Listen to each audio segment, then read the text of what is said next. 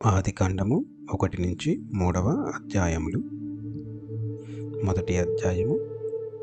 ఆదియందు దేవుడు భూమి ఆకాశములను సృజించెను. భూమి నిరాకారముగాను శూన్యముగాను ఉండెను. చీకటి అగాధ జలము పైన కమ్మియుండెను. దేవుని ఆత్మ జలముల పైన అల్లాడుచుండెను. దేవుడు వెలుగు కమ్మని పలుకగా వెలుగు కలిగెను. వెలుగు మంచిదైనట్టు దేవుడు చూచెను.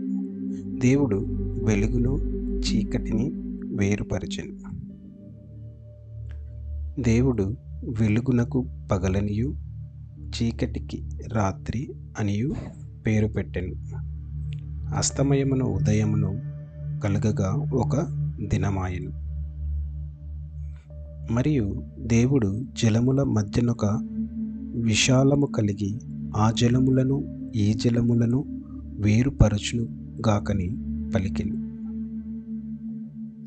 దేవుడు ఆ విశాలము చేసి విశాలము క్రింది జలములను విశాలము మీది జలములను వేరుపరపగా ఆ ప్రకారమాయెను. దేవుడు విశాలమునకు ఆకాశమని పేరు పెట్టెను. అస్తమయమును ఉదయమును కలగగా రెండవ దినమాయెను. దేవుడు ఆకాశము క్రిందనున్న జలములొక చోటనే కూర్చబడి ఆరిన నేల కనబడును గాకని పలుకగా ఆ ప్రకారమాయెను. దేవుడు ఆరిన నేలకు భూమి అని పేరు పెట్టెను. జలరాశికి ఆయన సముద్రములని పేరు పెట్టెను. అది మంచిదని దేవుడు చూచెను. దేవుడు గడ్డిని విత్తనములిచ్చు చెట్లను భూమి మీద తమ తమ జాతి ప్రకారము తమలో విత్తనములు గల ఫలమిచ్చు ఫలవృక్షములను భూమి మొలిపించుగాకని పలుకగా ఆ ప్రకారమాయెను. భూమి గడ్డిని తమ తమ జాతి ప్రకారము విత్తనములిచ్చు చెట్లను తమ తమ జాతి ప్రకారము తమలో విత్తనములు గల ఫలవృక్షములను మొలిపింపగా అది మంచిదని దేవుడు చూచెను. అస్తమయమును ఉదయమును కలగగా మూడవ దినమాయెను. దేవుడు పగటిని రాత్రిని వేరుపరచునట్లు ఆకాశ విశాలమందు జ్యోతులు కలుగనుగాకనియు అవి సూచనలను కాలములను దిన సంవత్సరములను సూచించుటకై యుండుగాకనియు భూమి మీద వెలుగిచ్చుటకు అవి ఆకాశ విశాలమందు జ్యోతులే యుండుగాకనియు పలికెను. ఆ ప్రకారమాయెను. దేవుడు ఆ రెండు గొప్ప జ్యోతులను అనగా పగటిని ఏలుటకు పెద్ద జ్యోతిని రాత్రిని ఏలుటకు చిన్న జ్యోతిని నక్షత్రములను చేసెను. భూమి మీద వెలుగిచ్చుటకును పగటిని రాత్రిని ఏలుటకును వెలుగును చీకటిని వేరుపరచుటకును దేవుడు ఆకాశ విశాలమందు వాటినుంచెను. అది మంచిదని దేవుడు చూచెను. అస్తమయమును ఉదయమును కలగగా నాలుగవ దినమాయెను. దేవుడు జీవము కలిగి చలించు వాటిని జలములు సమృద్ధిగా పుట్టించును గాకనియు పక్షులు భూమిపైని ఆకాశ విశాలములో ఎగురును గాకనియు పలికెను. దేవుడు జలములలో వాటి వాటి జాతి ప్రకారము జలములు సమృద్ధిగా పుట్టించిన మహా మత్స్యములను జీవము కలిగి చలించు వాటన్నింటినీ దాని దాని జాతి ప్రకారము రెక్కలు గల ప్రతి పక్షిని సృజించెను. అది మంచిదని దేవుడు చూచెను.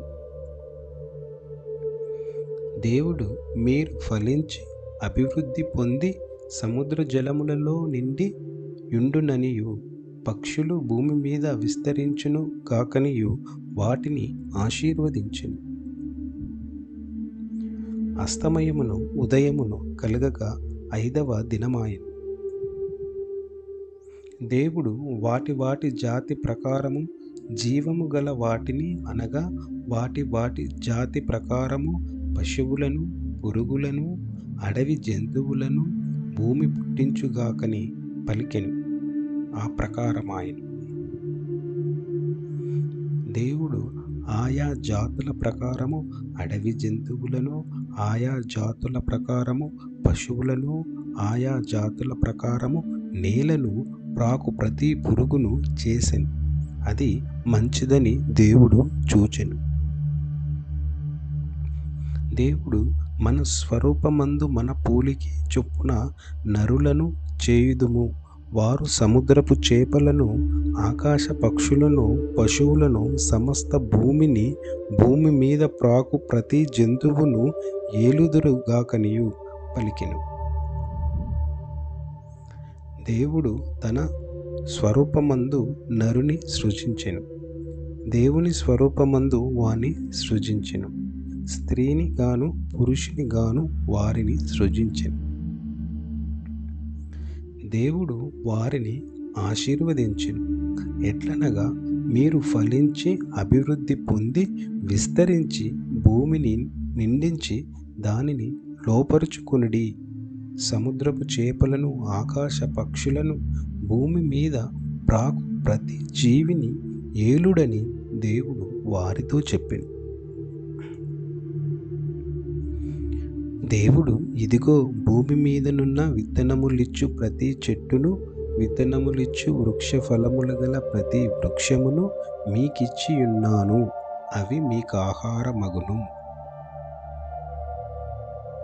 భూమి మీద నుండు జంతువులన్నింటికిని, ఆకాశ పక్షులన్నిటికిని, భూమి మీద ప్రాకు సమస్త జీవులకును పచ్చని చెట్లనియు ఆహారమగునని పలికెను. ఆ ప్రకారమాయెను. దేవుడు తాను చేసినది యావత్తును చూచినప్పుడు అది చాలా మంచిదగా నుండెను. అస్తమయమును ఉదయమును కలగగా 6వ దినమాయెను.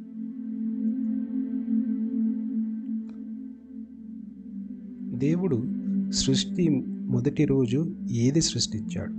ఆప్షన్స్: ఆకాశమును మరియు భూమిని, సూర్యుడు మరియు చంద్రుడు, జలములలో జీవులను, ప్రకాశం.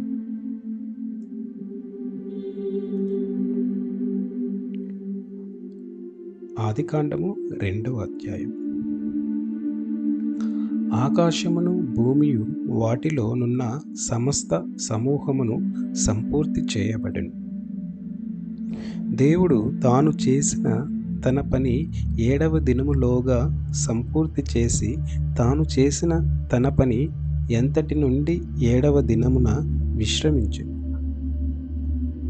కాబట్టి దేవుడు ఆ 7వ దినమును ఆశీర్వదించి పరిశుద్ధపరచెను. ఏలయనగా దానిలో దేవుడు తాను చేసినట్టియు సృజించినట్టియు తన పని అంతటి నుండి విశ్రమించెను. దేవుడైన యెహోవా భూమిని ఆకాశమును చేసిన దినమందు భూమి ఆకాశములు సృజింపబడినప్పుడు వాటి వాటి ఉత్పత్తి క్రమము ఇదే. అది వరకు పొలమందలియే పొదియు భూమి మీద నుండలేదు, పొలమందలియే చెట్టును మొలవలేదు. ఏలయనగా దేవుడైన యెహోవా భూమి మీద వాన కురిపించలేదు, నేలను సేదపరచుటకు నరుడు లేడు. అయితే ఆవిరి భూమి నుండి లేచి నేల అంతటిని తడిపెను. దేవుడైన యెహోవా నేలమంటితో నరుని నిర్మించి వాని నాసిక రంధ్రములలో జీవవాయువును ఊదగా నరుడు జీవాత్మ ఆయెను. దేవుడైన యెహోవా తూర్పున ఏదెనును ఒక తోట వేసి తాను నిర్మించిన నరుని దానిలో ఉంచెను. మరియు దేవుడైన యెహోవా చూపునకు రమ్యమైనదియు ఆహారమునకు మంచిదియునైన ప్రతి వృక్షమును, ఆ తోట మధ్యను జీవవృక్షమును, మంచి చెడ్డల తెలివినిచ్చు వృక్షములను నేల నుండి మొలిపించెను. మరియు ఆ తోటలో తడుపుటకు ఏదెనులో నుండి ఒక నది బయలుదేరి అక్కడి నుండి చీలిపోయి 4 శాఖలాయెను. మొదటి దాని పేరు పీషోను. అది హవీలా దేశమంతటి చుట్టూ పారుచున్నది. అక్కడ బంగారం ఉన్నది. ఆ దేశపు బంగారము శ్రేష్టమైనది. అక్కడ బోళమును గోమేధికములను దొరుకును. రెండవ నది పేరు గీహోను. అది కుషు దేశమంతటి చుట్టూ పారుచున్నది. మూడవ నది పేరు హిద్దెకేలు. అది అష్షూరు తూర్పు వైపున పారుచున్నది. నాలుగవ నది యూఫ్రటీసు. మరియు దేవుడైన యెహోవా నరుని తీసుకొని ఏదెను తోటను సేద్యపరచుటకును దాని కాచుటకును దానిలో ఉంచెను. మరియు దేవుడైన యెహోవా ఈ తోటలో నున్న ప్రతి వృక్ష ఫలములను నీవు నిరభ్యంతరముగా తినవచ్చును. అయితే మంచి చెడ్డల తెలివినిచ్చు వృక్ష ఫలములను తినకూడదు. నీవు వాటిని తిను దినమున నిశ్చయముగా చచ్చెదవని నరునికి ఆజ్ఞాపించెను. మరియు దేవుడైన యెహోవా నరుడు ఒంటరిగా నుండుట మంచిది కాదు, వానికి సాటి అయిన సహాయమును వాని కొరకు చేయుదుననుకొనెను. దేవుడైన యెహోవా ప్రతి భుజంతువును ప్రతి ఆకాశ పక్షిని నేల నుండి నిర్మించి ఆదాము వాటికి ఏ పేరు పెట్టునో చూచుటకు అతని యొద్దకు వాటిని రప్పించెను. జీవము గల ప్రతి దానికి ఆదాము ఏ పేరు పెట్టెనో ఆ పేరు దానికి కలిగెను. అప్పుడు ఆదాము సమస్త పశువులకును ఆకాశ పక్షులకును సమస్త భూ జంతువులకును పేర్లు పెట్టెను. అయినను ఆదామునకు సాటి అయిన సహాయము అతనికి లేకపోయెను. అప్పుడు దేవుడైన యెహోవా ఆదామునకు గాఢ నిద్ర కలగజేసి అతడు నిద్రించినప్పుడు అతని ప్రక్కటెముకలలో ఒక దానిని తీసి ఆ చోటును మాంసముతో పూడ్చివేసెను. తరువాత దేవుడైన యెహోవా తాను ఆదాము నుండి తీసిన ప్రక్కటెముకను స్త్రీనిగా నిర్మించి ఆమెను ఆదాము నొద్దకు తీసుకుని వచ్చెను. అప్పుడు ఆదాము, ఇట్ల నేను నా ఎముకలలో ఒక ఎముక, నా మాంసములో మాంసము, ఇది నరులో నుండి తీయబడిను గనుక నారీ అనబడును. కాబట్టి పురుషుడు తన తండ్రిని తన తల్లిని విడిచి తన భార్యను హత్తుకొనును, వారు ఏక శరీరమై యుందురు. అప్పుడు ఆదామును అతని భార్యయు వారిద్దరూ దిగంబరులుగా నుండిరి. అయితే వారు సిగ్గు ఎరగక యుండిరి. దేవుడు ఆదామును ఏ స్థలములో ఉంచి దానిని కాపాడమని చెప్పాడు? సీనాయి పర్వతం, ఏదెను తోట, గిల్గామేష్ నగర్, యెరూషలేం.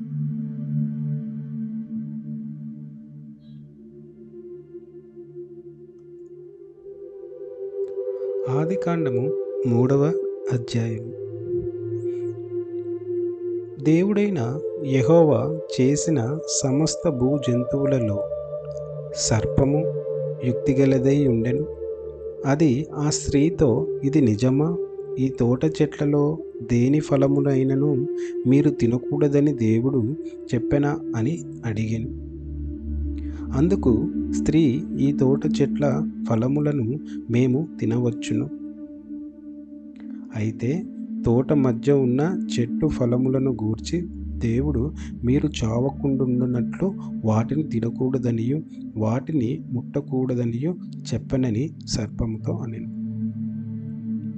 అందుకు సర్పము, మీరు చావనే చావరు, ఏలయనగా మీరు వాటిని తిను దినమున మీ కన్నులు తెరవబడుననియు మరి మీరు మంచి చెడ్డలను ఎరిగిన వారై దేవతల వలె ఉండుదనరియు దేవునికి తెలియనని స్త్రీతో చెప్పగా, స్త్రీ, ఆ వృక్షము ఆహారమునకు మంచిదియు, కన్నులకు అందమైనదియు, వివేకమిచ్చు రమ్యమైనది అయినై విండుట చూచినప్పుడు ఆమె దాని ఫలములలో కొన్ని తీసుకొని తిని తనతో పాటు తన భర్తకు ఇచ్చెను. అతడు కూడా తినెను. అప్పుడు వారిద్దరి కన్నులు తెరవబడెను. వారు తాము దిగంబరులమని తెలుసుకొని అంజూరపు ఆకులు కుట్టి తమకు కచ్చడములను చేసుకొనిరి. చల్లపూటను ఆదామును అతని భార్యయు తోటలో సంచరించుచున్న దేవుడైన యెహోవా స్వరమును విని, దేవుడైన యెహోవా ఎదుటికి రాకుండా తోట చెట్ల మధ్యను దాగుకొనగా, దేవుడైన యెహోవా ఆదామును పిలిచి, నీవు ఎక్కడ ఉన్నావనెను. అందుకతడు, నేను తోటలో నీ స్వరము వినినప్పుడు దిగంబరినిగా నుంటిని గనుక భయపడి దాగుకొంటినెను. అందుకాయన, నీవు దిగంబరవని నీకు తెలిపిన వాడెవడు? నీవు తినకూడదని నేను నీకు ఆజ్ఞాపించిన వృక్ష ఫలములు తింటివా అని అడిగాను. అందుకు ఆదాము, నాతో నుండుటకు నీవు నాకిచ్చిన ఈ స్త్రీయే ఆ వృక్ష ఫలములు కొన్ని నాకియ్యగా నేను తింటినెను. అప్పుడు దేవుడైన యెహోవా స్త్రీతో, నీవు చేసినది ఏమిటని అడగగా, స్త్రీ, సర్పము నన్ను మోసపుచ్చి నందున తింటినెను. అందుకు దేవుడైన యెహోవా సర్పముతో, నీవు దీని చేసినందున పశువులన్నిటిలోనూ భూజంతువులన్నిటిలోనూ నీవు నశింపబడిన దానివై నీ కడుపుతో ప్రాకుచు నీవు బ్రతుకు దినములన్నీయు మన్ను తిందువు. మరియు నీకును స్త్రీకిని నీ సంతానమునకును ఆమె సంతానమునకును వైరము కలుగజేసేదను. అది నిన్ను తల మీద కొట్టును, నీవు దానిని మడిమె మీద కొట్టుదువని చెప్పెను. ఆయన స్త్రీతో, నీ ప్రయాసమును నీ గర్భవేదనను నేను మిక్కిలి హెచ్చించెదను. వేదనతో పిల్లలను కందువు. నీ భర్త ఎడల నీకు వాంఛ కలుగును, అతడు నిన్ను ఏలునని చెప్పెను. ఆయన ఆదాముతో, నీవు నీ భార్య మాట విని తినవద్దని నేను నీకు ఆజ్ఞాపించిన వృక్షఫలములు తింటివి గనుక నీ నిమిత్తము నేల నశింపబడి ఉన్నది. ప్రయాసంతోనే నీవు బ్రతుకు దినములన్నీ దాని పంట తిందువు. అది ముండ్ల తుప్పలను గచ్చ పొదలను నీకు మొలిపించును, పొలములోని పంట తిందువు. నీవు నేలకు తిరిగి చేరు వరకు నీ ముఖము చెమట కార్చి ఆహారము తిందువు. ఏలయనగా నేల నుండి నీవు తీయబడితివి, నీవు మన్నే గనుక తిరిగి మన్నైపోదువని చెప్పాను. ఆదాము తన భార్యకు హవ్వా అని పేరు పెట్టెను. ఏలయనగా ఆమె జీవము గల ప్రతివానికి నీ తల్లి. దేవుడైన యెహోవా ఆదామునకును అతని భార్యకును చర్మపు చొక్కాలైన చేయించి వారికి తొడిగించెను. అప్పుడు దేవుడైన యెహోవా, ఇదిగో, మంచి చెడ్డలను ఎరుగునట్లు ఆదాము మనలో ఒకని వంటి వాడాయను. కాబట్టి అతడు ఒకవేళ తన చెయ్యి చాచి జీవవృక్ష ఫలములను కూడా తీసుకొని తిని నిరంతరము జీవించునేమో అని. దేవుడైన యెహోవా అతడు ఏ నేల నుండి తీయబడినో దాని సేద్యపరచుటకు ఏదెను తోటలో నుండి అతని పంపివేసెను. అప్పుడు ఆయన ఆదామును వెళ్ళగొట్టి ఏదెను తోటకు తూర్పు దిక్కున కెరూబులను జీవవృక్షమునకు పోవు మార్గమును కాచుటకు ఇటు అటు తిరుగుచున్న ఖడ్గజ్వాలను నిలువబెట్టెను. ఆదాము మరియు హవ్వ పాపము చేసిన తర్వాత వారు ఏమి చేశారు?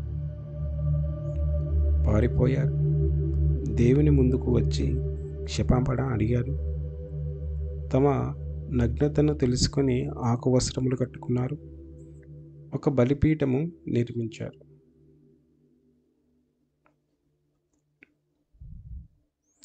ఇక్కడ మనము గమనించాల్సింది ఏంటంటే 1వ అధ్యాయం నుంచి మనము ఏం తెలుసుకున్నాం? దేవుడు 6 రోజులలో ఆకాశమును, భూమిని, జలమును, సూర్యుడు, చంద్రుడు, నక్షత్రాలు, జంతువులు, మనుష్యులను సృష్టించాడు. 7వ రోజు విశ్రాంతి తీసుకున్నాడు అనేది మనం 1వ అధ్యాయం నుంచి తెలుసుకుంటున్నాం. అలాగే 2వ అధ్యాయం నుంచి మనిషి సృష్టి మరియు ఏదైనా తోట గురించి మనకు దేవుడు వాక్యం ద్వారా చెప్పాడు. దేవుడు ఆదామును భూమి ధూళి నుండి సృష్టించాడు. అతనిలో జీవ శ్వాస ఊదాడు. ఆయన ఏదైనా తోటలో నివసింపజేసి తోటను కాపాడు అని బాధ్యత ఇచ్చాడు. హవ్వను ఆదామునకు సహాయరాలిగా సృష్టించాడు. 3వ అధ్యాయం పాపంలోకి వచ్చుట గురించి మనకు వాక్యం చెప్తుంది. సర్పం హవ్వను మోసం చేసింది. హవ్వ నిషేధిత ఫలము తిని ఆదాముకి ఇచ్చింది. దీని ఫలితంగా పాపం లోకంలోకి వచ్చింది. దేవుని నుండి మనిషి దూరమయ్యాడు. కానీ దేవుడు వారిని దుస్తువులు వేసి కాపాడాడు, ప్రేమను చూపించాడు. చిన్ని ప్రార్థన. ప్రభువా, నీవు సృష్టికర్తవు. నేను నీ చేతుల్లో తయారైన జీవిని.